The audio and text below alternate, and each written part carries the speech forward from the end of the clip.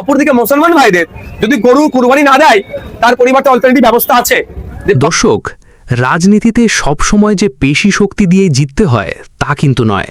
কখনো কখনো একটিমাত্র মগজাস্ত্র, একটিমাত্র নীরব সিদ্ধান্ত পুরো একটি সরকারের সাজানো ছক তাসের ঘরের মতো গুড়িয়ে দিতে পারে। যে লাগাতার আক্রমণ হচ্ছে, এটার ব্যাপারটা হচ্ছে মুসলিমদেরকে টাইট দিতে গিয়ে হিন্দু ভাইরাও আছে ক্ষতিগ্রস্ত হচ্ছে। পশ্চিমবঙ্গের রাজনীতিতে ঠিক এমনই এক অভাবনীয় এবং চমকপ্রদ ঘটনা ঘটে গেল। রাজ্যের মুখ্যমন্ত্রী কট্টর হিন্দুত্ববাদী নেতা শুভেন্দু অধিকারী ভেবেছিলেন ক্ষমতার দাপট দেখিয়ে প্রশাসনকে ব্যবহার করে তিনি মুসলিমদের কোণাঠাসা করবেন। ভেবেছিলেন কোরবানির ঈদে গরুর ওপর নিষেধাজ্ঞা চাপিয়ে দিয়ে তিনি একটি বিশাল রাজনৈতিক ফায়দা লুটবেন।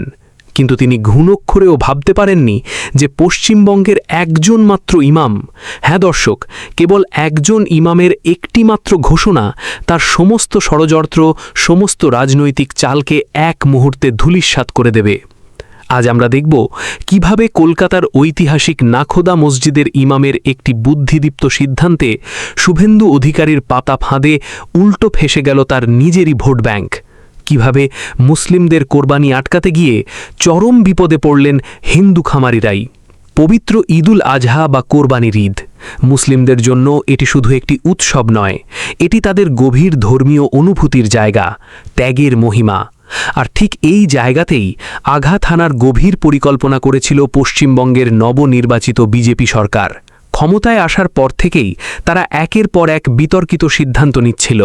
ইমাম মুয়াজ্জিনদের ভাতা বন্ধ করার মতো ঘোষণার পর এবার তাদের সেন দৃষ্টি পড়ে কোরবানির পশুর হাটের দিকে। ঈদের ঠিক আগ মুহূর্তে রাজ্য জুড়ে গরুর মাংস বিক্রি ও জবাইয়ের ওপর এক প্রকার অঘোষিত, অযৌক্তিক এবং হাস্যকর নিষেধাজ্ঞা জারি করা হয়। শুভেন্দু সরকারের তরফ থেকে এক বিবৃতিতে সাফ জানিয়ে দেওয়া হয়, এখন থেকে অনুমতি ছাড়া রাজ্যের কোথাও গরু বা মহিষ জবাই করা যাবে না। শুধু তাই নয়, এর সাথে জুড়ে দেওয়া হয় এক অবাস্তব শর্ত, কোনো গরু জবাই করতে হলে তার বয়স হতে হবে কমপক্ষে 14 বছর। পাশাপাশি জবাই করতে হবে কেবল সরকার নির্ধারিত কাসাইখানায়, যদিও বাস্তবে পুরো পশ্চিমবঙ্গে এমন আধুনিক ও পর্যাপ্ত কাসাইখানার কোনো অস্তিত্বই নেই। দর্শক, একটু ভেবে দেখুন তো, 14 বছরের একটি গরুর বয়স কিভাবে নির্ধারণ করা হবে? এটি মূলত ছিল মুসলিম ক্রেতা ও ব্যবসায়ীদের পদে পদে হয়রানি করার একটি সুপরিকল্পিত ছক।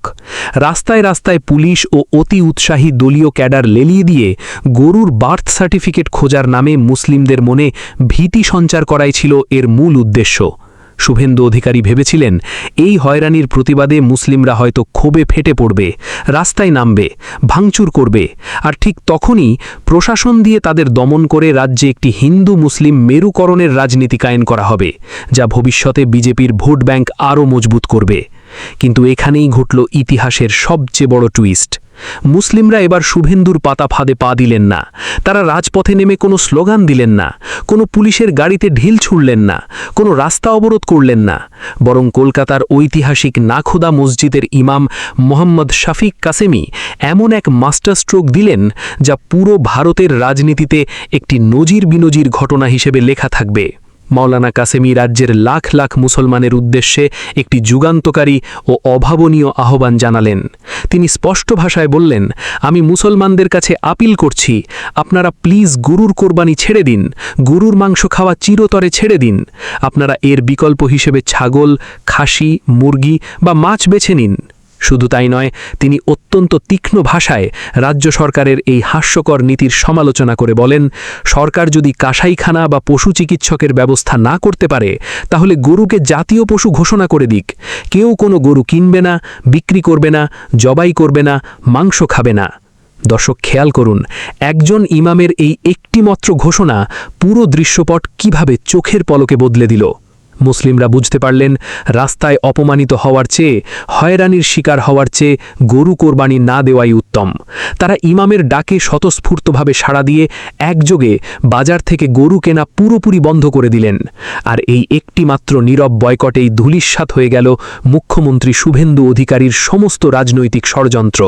এখন সবচেয়ে বড় প্রশ্ন হল, মুসলিমদের এই বয়কটের ফলে আসল ক্ষতিটা কার হলো? মুসলিমদের একদমই নয়।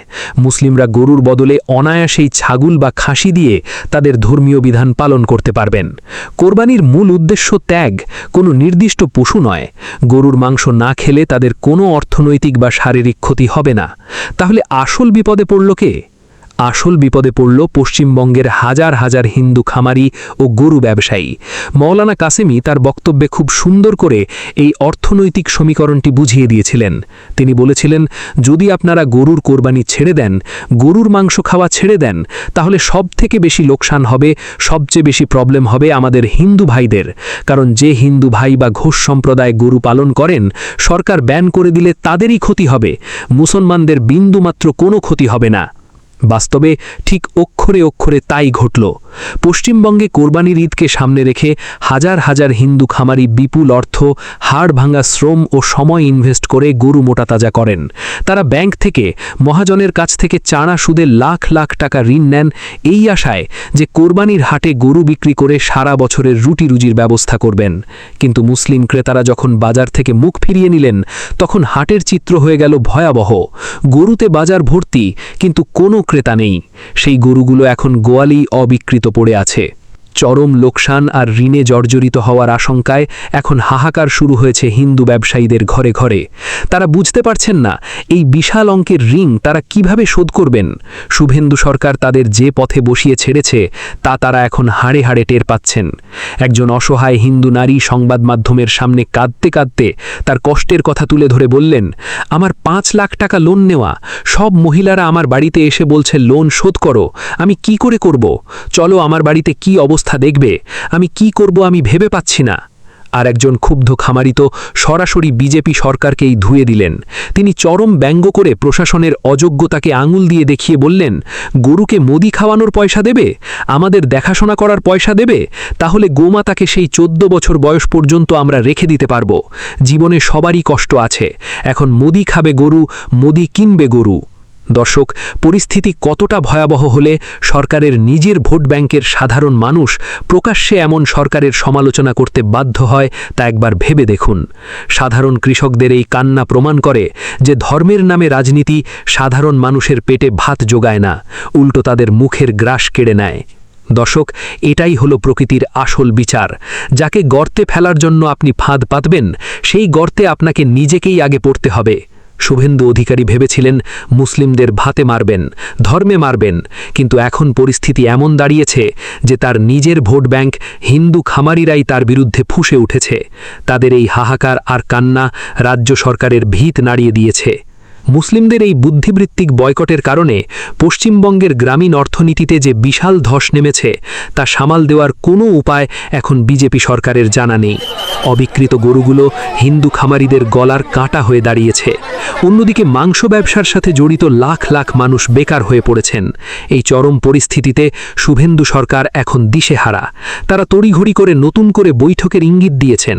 পরিস্থিতি মোকাবিলায় হয়তো খুব তাড়াতাড়ি বিকল্প কোনো পরিকল্পনা গ্রহণ করতে বাধ্য হবে রাজ্য সরকার, কিন্তু ততক্ষণে যা ক্ষতি হওয়ার তা হয়ে গেছে। হিন্দু খামারিরা বুঝে গেছেন তাদের আবেগ নিয়ে কে বা কারা ছিনিমিনি খেলছে। দর্শক, এই পুরো ঘটনাটি আমাদের একটি বিশাল রাজনৈতিক শিক্ষা দেয়।